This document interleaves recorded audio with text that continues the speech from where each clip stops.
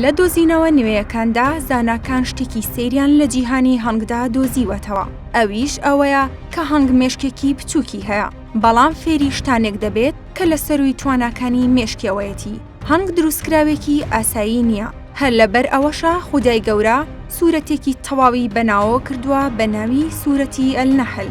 هەنگ جیاوازی دەکات لە نێوان ئەو ڕووەکانی کە تایبەتن بە ئەو، هەروەها دەتوانێت کاری نوێ فێر بێت. ئەم جیهانە سەیرەی هەنگ زاناکانی تووشی سەرسوڕمان کردووە بەهۆی توانە لە بن نەهاتووەکانیەوە وەک فێربوونی شتی نوێ بە بەردەوامی.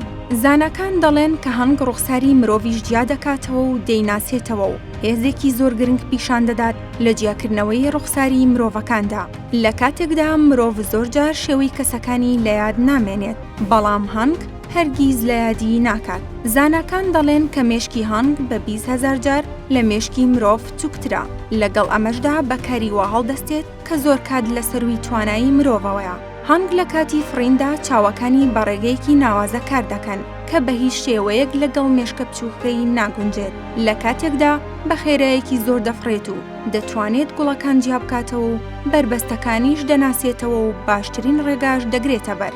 بەهۆی هەموو ئەم کارانەوەیە کە زاناکان تا ئێستا داماون لە شیکردنەوەی ئەم نهێنیانە لە جیهانی هەنگدا.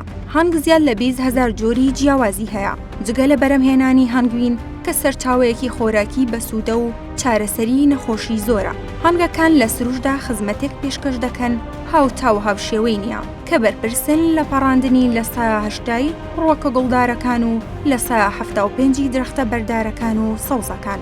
بۆیە هەنگەکان هەموو ناوچەکانی جیهانیان کردووە بە نشینگەیان، لە بیابان و دارستان و تەنانەت ناوچە بەستوەکانیشدا دەژین.